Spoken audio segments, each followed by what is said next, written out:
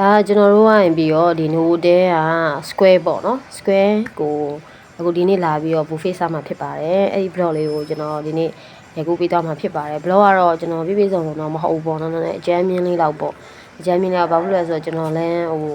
blog တွေပါတိတ်ရိုက်ထားမရှိတော့လေအဲ့တော့ဘယ်လိုပဲဖြစ်ဖြစ်ဒါ sharing လေးပြန်လုပ်သွားတာကတန်နေဆိုတဲ့အရာလေးကိုပေါ့နော် sharing လေးပြန်လုပ်သွားတာအဲ့လိုများများစားနိုင်တဲ့လူတွေအနေနဲ့ကတော့ကြိုက်တယ်ပေါ့နော်ဒါကျွန်တော်ဂျွန်ပေါ့နော်ဒါကျွန်တော်တို့၄ယောက်ဝိုင်းပေါ့နော်၄ယောက်ပေါ့နော်ကျွန်တော်ဒီနေ့ reservation လုပ်ထားဆိုလို့ရှိရင် booking လုပ်ထားဆို၄ယောက်ပေါ့နော်အဲ့တော့ကျွန်တော်တယောက်တည်းရောက်တယ်ဆိုတော့ဟိုလက်ဒီလက်ဟိုကြည့်ဒီကြည့်ပေါ့နော်ဟိုဆက်စုဒီဆက်စုပေါ့အဲ့တော့ဒီမှာတော့ site ကားလေးပေါ့ site ကား Novotel ကတော့ Novotel ပါပဲပေါ့နော်အဲ့ square ကကြတော့သူကအမြဲတမ်းဒီလို buffet ဟိုမှာသူ့ရဲ့နဲ့သူလောက်တာရှိတယ်ဒါတော့ဒါအခုရတဲ့ဟာတွေဖြစ်ပါတယ်ဒီမှာဒီနေ့ဆိုလို့ရှိရင်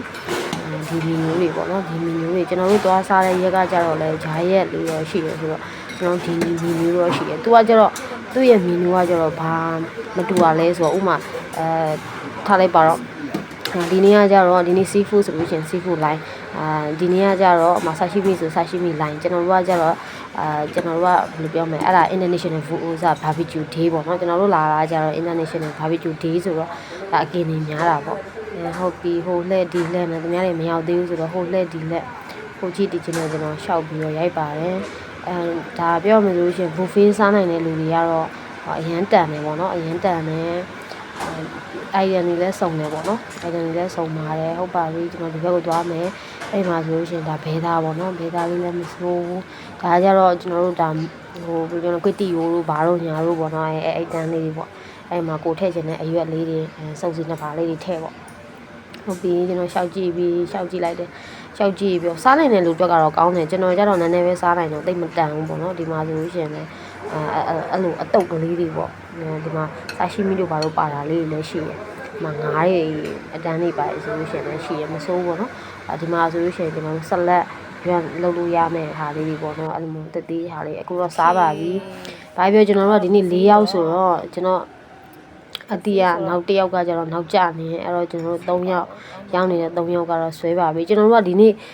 barbecue international day မှာကျွန်တော်နောက်ထပ်ပို့ပြီးတန်တဲ့ဟာတစ်ခုကကြတော့ beer free flow မှာပေါ့နော်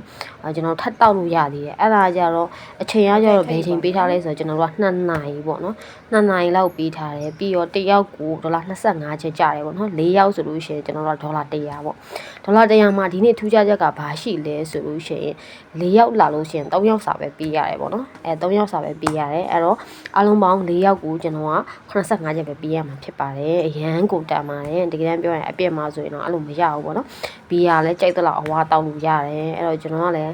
ဘီယာကျတော့လည်းဘိုက်ပူမှာဆိုလို့ပေါ့နော်သိပြီးတော့မတောက်ပါဘူးခင်ဗျာအဲ့တော့85ချက်ကိုကျွန်တော်ဒီ Novotel မှာကျတော့3500နဲ့တွက်တယ်ပေါ့နော်တွက်လိုက်တော့ကျွန်တော်2,6500ပဲကျွန်တော် share ရမှာဖြစ်ပါတယ်ကဲကျွန်တော်ကတော့ရိုက်တယ်ပေါ့နော်တခြားလူတွေကတော့စားပြီးတော့ဟိုစားဖြစ်နေပါတယ်ကျွန်တော်ကတော့ဘဲသားတွေစားတာများတယ်ကျွန်တော်ကအမဲသားမစားတော့ဝက်သားလည်းမစားတော့ကျွန်တော်ကတော့ဒီကနေ့ပြောရရင်မကြိုက်ဘူးပေါ့နော်မကြိုက်ပါဘူးတခြားလူတွေကတော့ကြိုက်ပါတယ်အမဲသားတွေရောဝက်သားတွေရောသူတို့ကအဲ့လိုဟို seafood တွေရောပေါ့နော်အဓိကတော့ seafood တွေများပြီးတော့ကျွန်တော်အချိုပဲလေးပါလေးစားတယ်ကျွန်တော်အတွက်ကတော့မတန်ပါဘူးပေါ့နော်ဘာလို့ဆိုတော့ကျွန်တော်တိတ်ပြီးတော့အဲ့လိုမျိုး buffet တွေပါဆိုတိတ်မစားနိုင်ဘူးပေါ့နော်ကျွန်တော်ကတော့မတန်ပါဘူးအဲ့ဒီမှာလေးဟိုမစိုးပေါ့နော်ကျွန်တော်တို့ဒီမှာစုစုံလင်းတော့ရှိတယ်တယောက်ကို25ချက်၄ယောက်လာရင်3ယောက်စာပဲပေးဆိုတာကြီးကကြတော့တအားကိုတန်လုံးအားကြီးရအောင်နော်ကျွန်တော်စားသလောက်ပါပဲပြီးတော့ကျွန်တော်ဘီယာလေးပါလေအနေချင်းလေးပေါ့တောက်ပါတယ်မစိုးပါဘူးတော်တော်လေးစင်ပြေပါတယ်Novotelရဲ့ဒီ square ကအမြဲသူ့ရဲ့နဲ့သူပေါ့နော်ဟိုအကုန်လုံးဒါကျွန်တော်တို့ service ပေးတယ်ပေါ့နော်ဒါပေမဲ့မစိုးအရင်တန်တယ်ကျွန်တော်တို့Novotelရဲ့ဒီ barbecue day မှာbarbecue international day ကိုတော့အကြိုက်ဆုံးပဲပေါ့နော်ဒီရက်လေးကိုတော့အကြိုက်ဆုံးပါပဲဒီမှာပတ်စံရှင်းပါတယ်နောက်ကတွေ့ပါမယ်ဘိုင်ဘိုင်ပါငါကြည့်ပါလိုက်မနော်